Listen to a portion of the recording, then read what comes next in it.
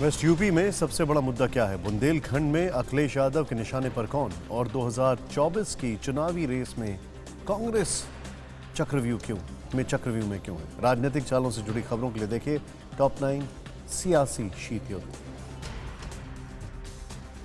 सहारनपुर में अमित शाह ने कहा कि माफिया राज का खात्मा करके यूपी में कानून करा जाया है। अमित शाह के मुताबिक पश्चिमी यूपी अपराध से मुक्त हो चुकी है और अब अपराधी सरेंडर करते हैं। उन्होंने यूपी में एक बार फिर 300+ सीटों का दावा किया। सहारनपुर में यूपी के कानून मंत्री ब्रजेश पाठक ने कहा कि अब किसी की लफ्जहात करने की हिम्मत नहीं है।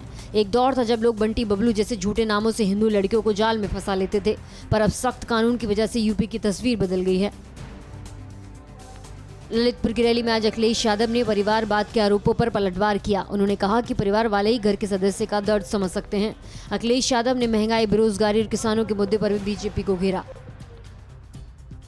मुरादाबाद की प्रतिज्ञा रैली में प्रियंका गांधी ने सरकार पर बेरोजगारी को लेकर हमला किया। उन्होंने कहा कि यहां लोगों के कारोबार ठप हो गए हैं, सरकार कोई मदद नहीं कर रही है और सीएम यहां के युवाओं की योग्यता पर सवाल उठाते हैं। सीएम ममता बनर्जी के बाद अब प्रशांत किशोर ने कांग्रेस पर निशाना साधा है। उन्होंने कहा कि कांग्रेस बीते 10 साल में 90% से ज्यादा चुनाव हारी है।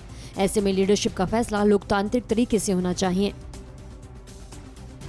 यूपी और राहुल गांधी पर दिए बयान के बाद अब सीएम ममता बनर्जी कांग्रेस के निशाने पर आ गई हैं। कांग्रेस नेता दिग्विजय सिंह ने टीएमसी पर पलटवार करते हुए कहा कि राहुल गांधी विपक्ष में इकलौते नेता हैं जिनकी आइडियोलॉजी बिल्कुल क्लियर है। कांग्रेस नेता मल्लिकार्जुन खड़गे ने भी ममता बनर्जी पर निशाना साधा। उन्होंने कहा कि ये वक्त एकजुट होकर बीजेपी से मुकाबला करने का है। तो शशि थरूर के मुताबिक कांग्रेस कभी भी टीएमसी की तरह अहंकार नहीं दिखाएगी।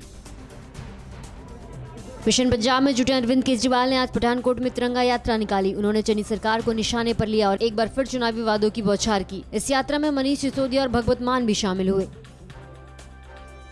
12 सांसदों के निलंबन पर आज फिर संसद में जबरदस्त हंगामा हुआ। राज्यसभा में सभापति वेंकैया नायडू ने कहा है कि जब तक निलंबित सांसद माफी नहीं मांगेंगे, निलंबन रद्द नहीं होगा। वहीं मल्लिकार्जुन खड़गे ने महंगाई के मुद्दे पर चर्चा नहीं होने पर नाराजगी जताई।